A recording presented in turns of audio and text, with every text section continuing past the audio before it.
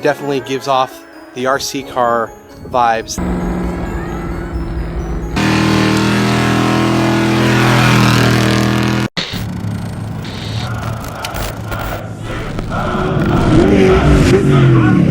Hey, what's up, guys? We're over here in Bonsall. We're in Bonsall, California, south of Fallbrook, off the 15. That beautiful place you see. We're here with Jason Pierce and his freaking beast of a truck. He's going to tell us all about it. Evan's here today. Hi. And he's actually going to take it away. I'm going to try my best, sir. Hot potato. We'll hot potato the camera. But dude, Jason, I think like just seeing this guy, the footage we've seen of this truck in action, you know, we definitely wanted to hear the story behind it. It seems like you use this thing like it's super RC car vibes. That's what I've always gotten from it, you know? It's just the way it looks and the way it rides. Yeah. It's more the truck than the driver. It's not me, that's for sure.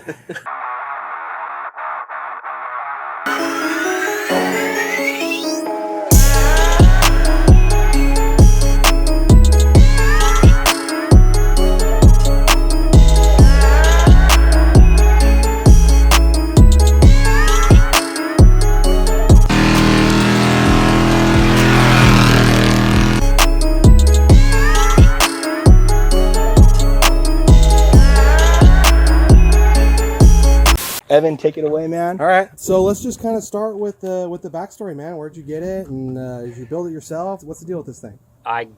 So it's a Fusion spec chassis, first trophy truck spec. That was a Gen 1 chassis that was built probably back in like 2014, 2015.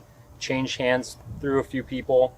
And the guy that bought it last wanted to sell it. And he asked me, hey, you want to buy it? And I didn't have any money at the time. I was like, there's no way, I can't afford this. So he's like, dude, just put it together. I'll give you a killer deal on it. He gave me the chassis, all the bypass, the fuel cell, the wiring harness off of a similar chassis. And like I said, gave me a killer deal. And so like a responsible guy, I went online, got a really high interest loan and made it happen. I am never going to financially recover from this. And that's how trucks are built. Right here. Really smart. But it's the best decision I ever made, and I just see it as an investment. It took me about 2 years after that to piece it together.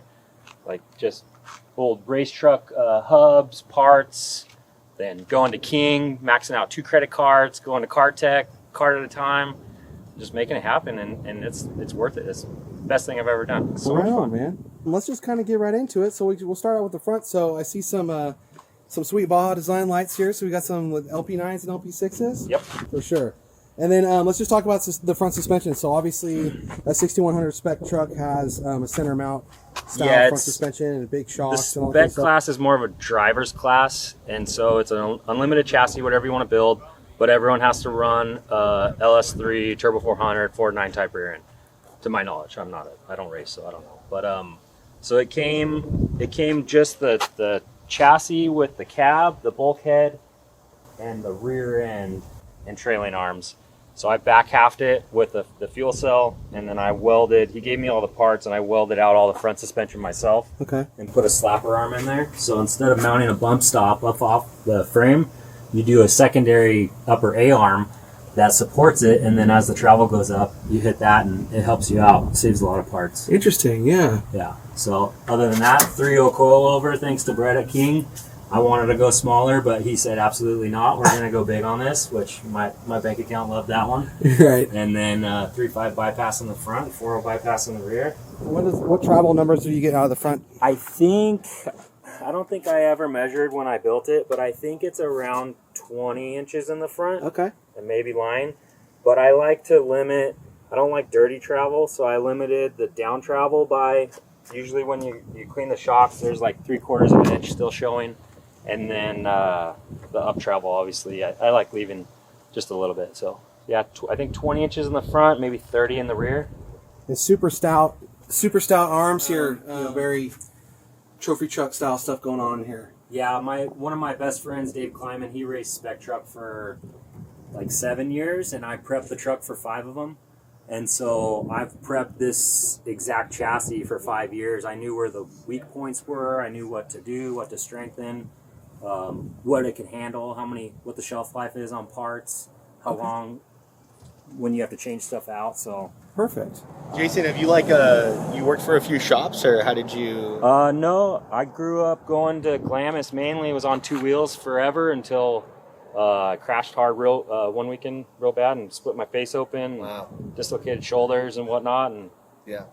can't afford to be out of work. So I got in a cage, had a buggy for a while. And Well, then, with guys who drive like you, that's the story. I would say with Yeah. a lot of the guys, dude crashes, goes hard on the bike, then goes hard on the truck. I mean, with age comes cage, but Yeah. it's fun. I don't want to gear up. I like being in shorts and flip flops and cruising around and Hell yeah, dude. throw the wife in the truck. It's nice. That's rad, man. How'd you get into fabbing and all that stuff? My dad owned a shop in downtown San Diego my entire life, Oh, okay. and so I was a welder, boilermaker for a lot of years. Oh, right. Did pipeline, refinery work, and then I was up in the Bay Area in 2013 Christmas time, and my one of my best friends, Dave Kleiman, he owns a company that I work for now.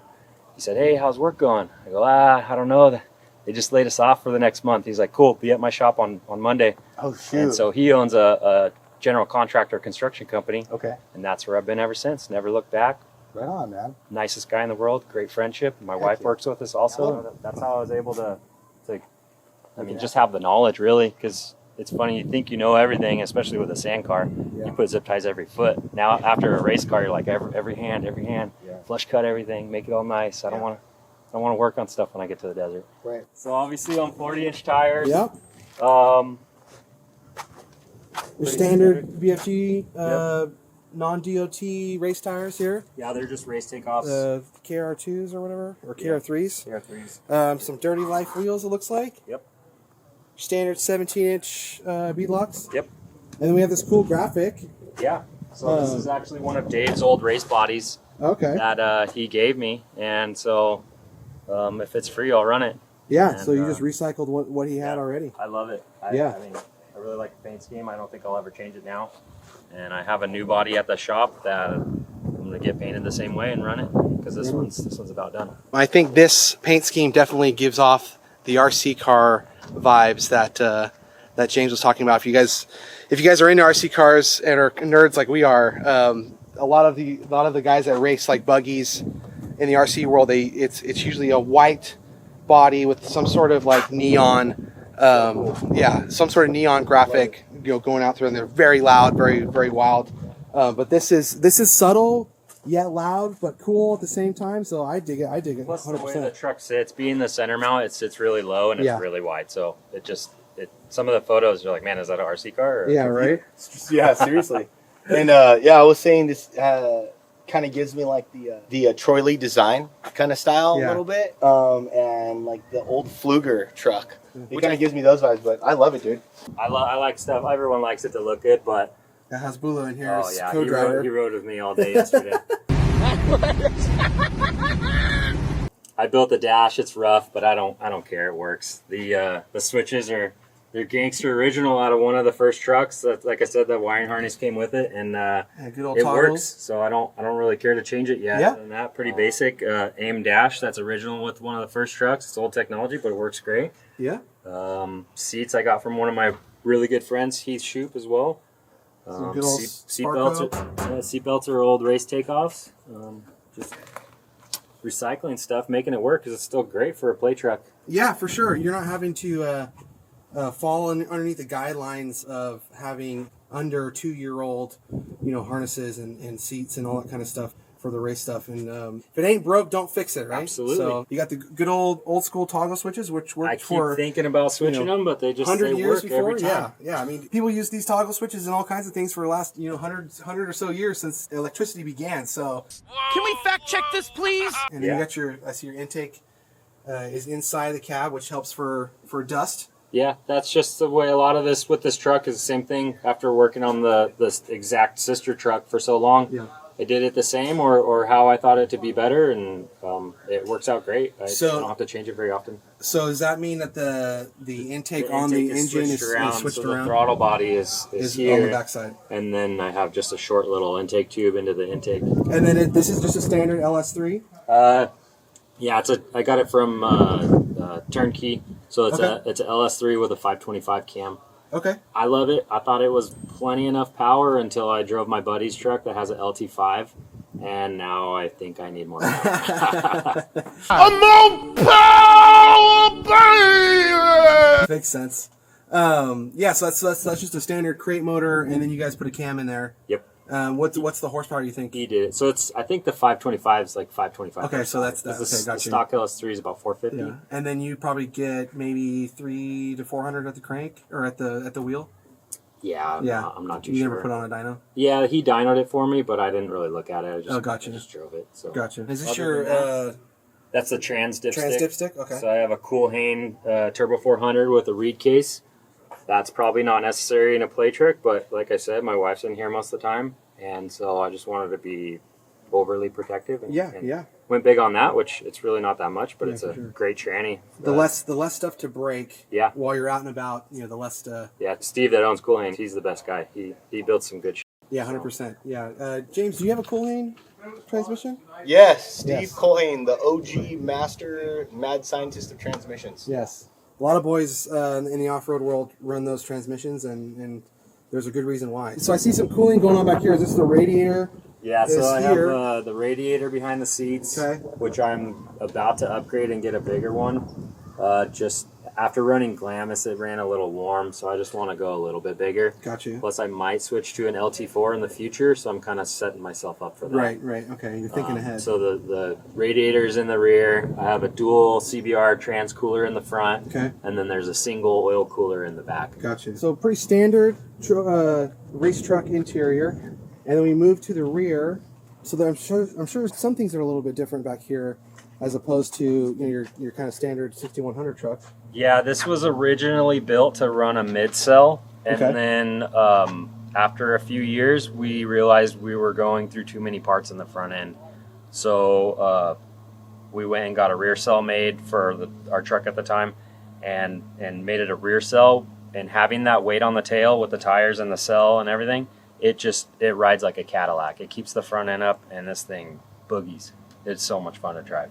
Isn't that strange? So, in the car world, you really want to keep your weight ratio somewhere in the center, but when it comes to the desert stuff, you want that weight to be towards the back.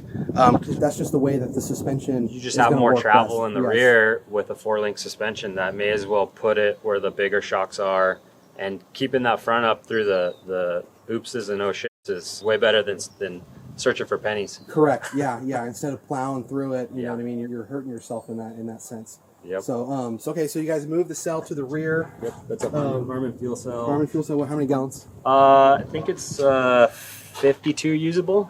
52 usable. I think so. Yeah. Okay, so 52 gallon fuel cell. How far does that get you typically? Will that give you a full day? I haven't gotten it close yet. I just top it off, and then we drive all weekend. Excellent. Are you running?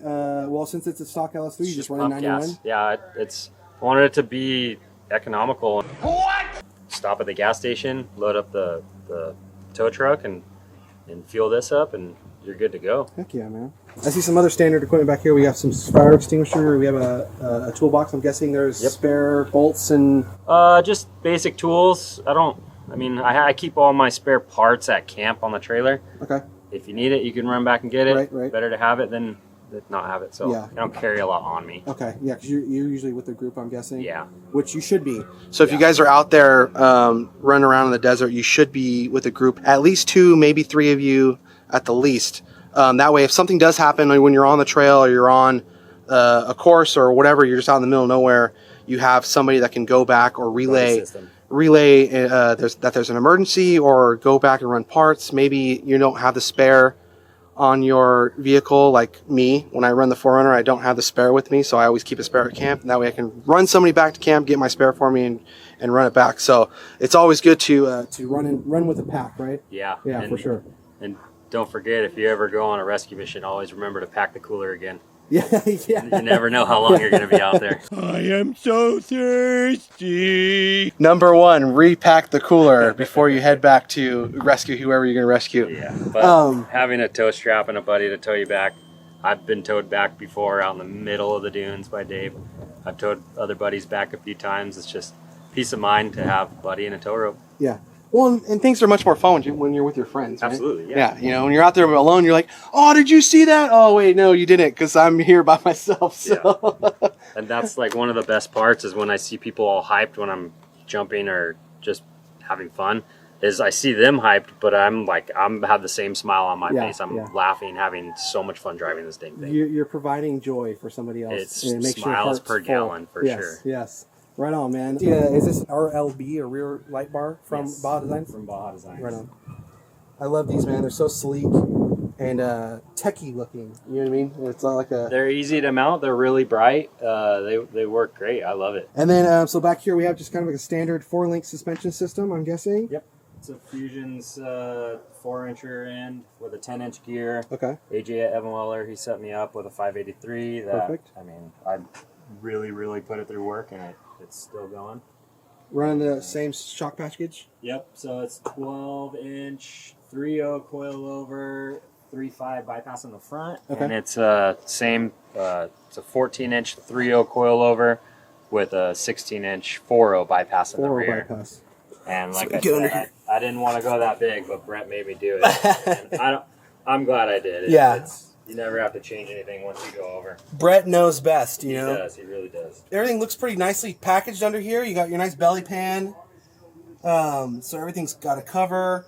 All the stuff looks removable. So I'm guessing servicing this thing's pretty easy. Getting to the transmission, all that stuff. Extremely easy. Right on, dude. And that's how these things are designed. So like I said, the chassis came with the bypass, and they were tuned for a different truck, and that driver their needs. And so I kept an Allen wrench and a 14 in the bag, and every time I stopped, we'd tinker with it and pull some compression, add some rebound. If you got time, you can do a lot of this yourself and figure out what works, and always go past and go back and keep notes and whatever. It's I mean, the guys that do it for a living, they're mad scientists, but if you got time and you don't want to spend the money, you can definitely do it yourself. Yeah. Well, I mean, you know what you're doing. You figured it out over the course of many trips. You don't do it. That's the other thing. Shock tuning, you don't want to be there for a full day, and you often are. But if you just do a little each trip, then you'll get there. It's less time consuming and makes it more fun and makes your co-driver happy, being a little softer. It's all just learning. What do you like? What don't you like? Right. How do you want to drive the truck? How do you want it to handle? So you have a Evan Weller third member? Yeah, let's take a look at this. AJ did it for me. This axle here. So AJ's awesome. The fun story of when I first finished this truck, first trip, I went to Akatia just to shake it down. Second trip was to Glamis. I smoked the rear gear and I broke the tranny out in the middle of the dunes. Oh, the middle of nowhere. No way. Luckily, where were you near? It was in between Oldsmobile and Swing Set. Oh man, yeah, so that is middle of nowhere. Out in the deep. Yeah. Luckily, Dave, he had a trophy truck also, so he was able to tow me out. Okay. But by the time we got back, my lens on my helmet was so sandblasted I couldn't even see out of it. Dang. So that was really fun. Wow, that's crazy. But yeah, I took it out up to AJ, and he hooked me up, and I've been putting hard miles on this thing, and it's been solid.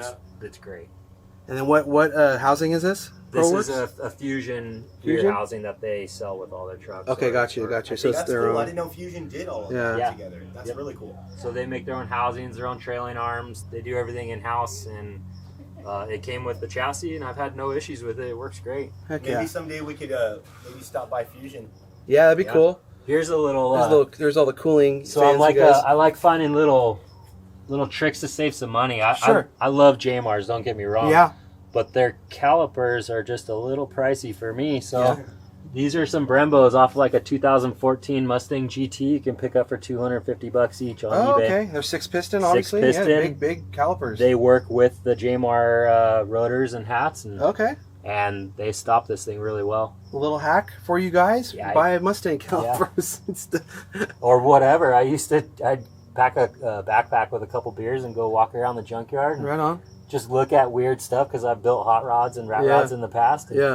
Little tricks that you can save some money on, or in my opinion, why not? Yeah, why not? If you're not racing it, then it doesn't matter. They don't need to be crazy bulletproof. Yeah. And all billet or whatever Looks like you might have a little bit of a. Is this old? Is this an old leak or something? No, it looks like it's weeping a little bit, and these rear hubs they're old race takeoffs. So Oh, okay, so they might need to be rebuilt or something. yeah. Here you guys can see all the cooling going on back here. Nice open cavity for the axle to swing up. There's the exhaust pipe. That's pretty cool. Yeah. So Originally, I dumped it down right at the cab, and then you wouldn't think, but the cavitation being right there through the body, Yeah. it is like Super loud. ridiculously loud. Yeah, so you brought it up and out. And I'm deaf in one ear, so I gotta save my other one. So I shot it up and out after that. Right on. And that comes out on both sides? Yeah, you got Yeah. true duals. Heck yeah. Here's your green sticker. Yeah, So she's green stickered. That's cool. of course. I don't. It was expensive to build it, and I don't want to get it impounded when I'm out in the desert. So Yeah, 100%. since it's not a California plated vehicle, I went to the place in Elsinore, Speedy Vehicle Registry, that he did all the paperwork for me. I gave him all my receipts. Gotcha. Then I took it to CHP over here in Vista, and they tagged both this and my trailer. I built a trailer just for this. Nice. So they did both on the same day. Takes like an hour. Heck yeah. That way, I've been pulled over, and they want to see everything. There you go. Right Yeah, there, it's right buddy. there. Search it. Heck yeah. That's And you have awesome. you have just kind of a standard fuel fill here. No reason for a quick fuel fill or nothing like that. This is it's a Harman fuel cell that was I got that with the chassis as well. It was for it to be a race vehicle. That's why there's so many big ports for Pressure Pro or whatnot. Yeah. But I don't need any of that. Yeah. So you have this one capped off. I'm guessing that's like the breather or whatever. Yeah, I think that's the return if you do the dual hose Gotcha. fill. Gotcha. But now I just pop the cap at the pump and fill her up. Right on, man. We appreciate you a ton for letting us come out and check out your Absolutely. truck. We can't wait to see this guy. We need to set up a action run trip. and a trip with him and some of his homies and our homies. If you guys like what you see on this channel, we recommend you to like and subscribe and comment and do all that stuff. Let us know what you guys think about this thing. Yeah. If you guys have any questions for Jason, Hit me put up them in the when you wanna comments. Go to the desert. Yeah. I like going. Yeah, Let's he go. likes going. He goes all the time. He can for sure do a one-dayer, quick turnaround trip. So if you guys want to hang out with him, or if you're curious when he's going to go out to the desert next, just hit him up. Let us know if you guys have any questions. If you have any questions for Jason, hit him up in the comments below. And with that, we thank you guys. We love you guys for all your support throughout the years, and we're off to the next one. All right. Bye, guys. Thank you.